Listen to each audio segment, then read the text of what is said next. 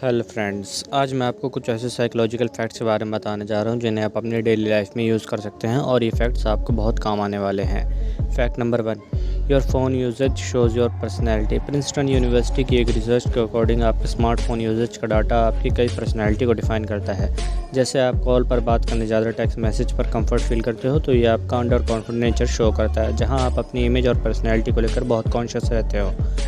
वहीं अगर आपको बार बार अपना फ़ोन चेक करने की आदत है, तो ये आपका मूडी नेचर शो करता है, जहां आप अपने बिहेवियर के अकॉर्डिंग अपने मूड को चेंज कर लेते हो और आप खुल कर अपने एक्सप्रेशन को एक्सप्रेस नहीं कर पाते हो। साथ ही आप अपने फ़ोन में किस तरह का कंटेंट देखते हो या कैसे सॉन्ग सुनते हो, ये सब भी आपकी पर्सनैलिटी को शो करता है।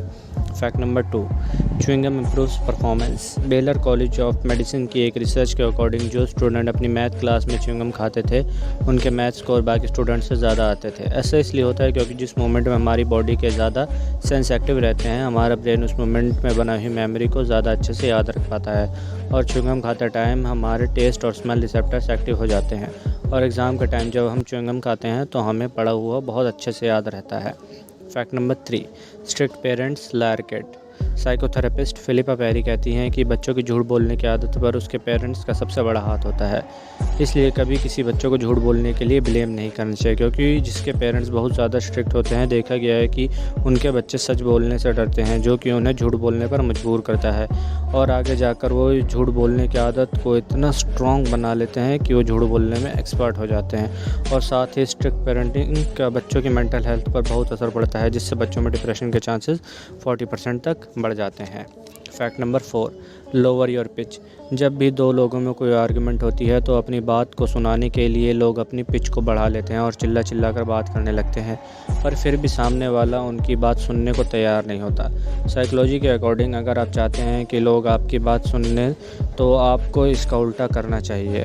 अपनी आवाज़ बढ़ाने के बजाय शांत और स्लो पेस में अपनी बात कहो।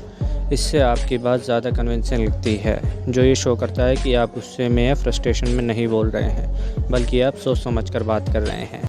Fact number 5, doubt during competition. किसी भी तरह के कंपटीशन या एग्ज़ाम के टाइम जब आप अपनी कॉम्पिटिटर्स को देखते हो तो आपका कॉन्फिडेंस ऑटोमेटिकली लो हो जाता है और सिचुएशन में आए ये सभी लोग होते हैं।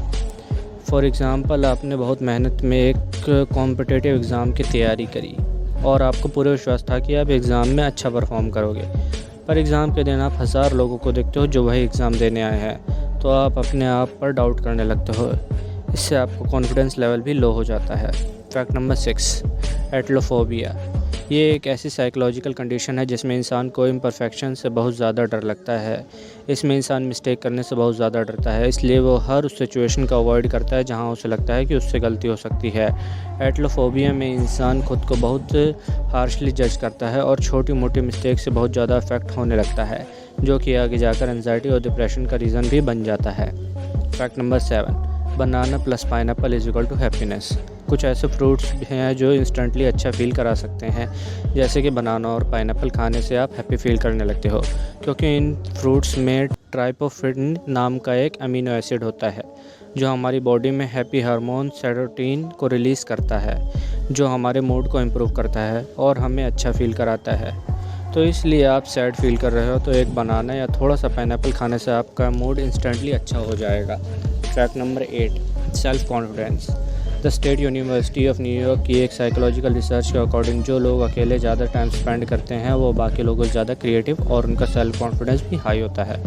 इसका मतलब ये नहीं कि आप लोगों को हेट करते हो या आपको किसी से बात करना पसंद नहीं है, बल्कि इसका रीज़न ये है कि अकेले रहने वाले लोगों को कभी किसी दूसरे पर्सन से इंटरेक्ट करने की ज़रूरत महसूस नहीं हुई।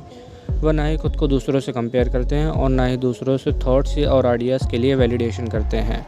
वो जितना लोगों के साथ टाइम कम स्पेंड करते हैं, उनका कॉन्फिडेंस उतना ही बढ़ जाता है।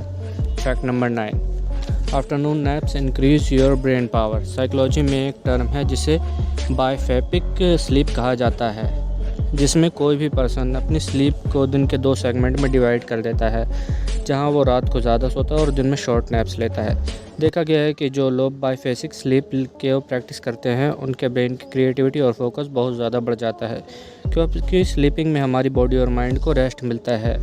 जब आप सो रहे होते हैं तो आपके ब्रेन के न्यूरॉन्स मेमोरीज़ को अच्छे से स्टोर कर रहे होते हैं, इसलिए आफ्टरनून नैप के बाद आप बेहतर फील करते हैं। Fact number 10, know you are mature और नॉट। साइकोलॉजी के अकॉर्डिंग मैच्योरिटी की एक डेफिनेशन है, the ability to respond to the environment, being aware of the correct time and location to behave and knowing when to act. जिसका simply मतलब होता है किसी भी सिचुएशन में अपना टाइम और लोकेशन को ध्यान में रखते हुए अपने इमोशन को कंट्रोल में रखकर सही तरह से एक कट करना अपने मैच्योर से बनाता है। आप कितने मैच्योर हो ये आपकी लाइफ के छोटे छोटे मोमेंट्स पर डिसाइड होता है।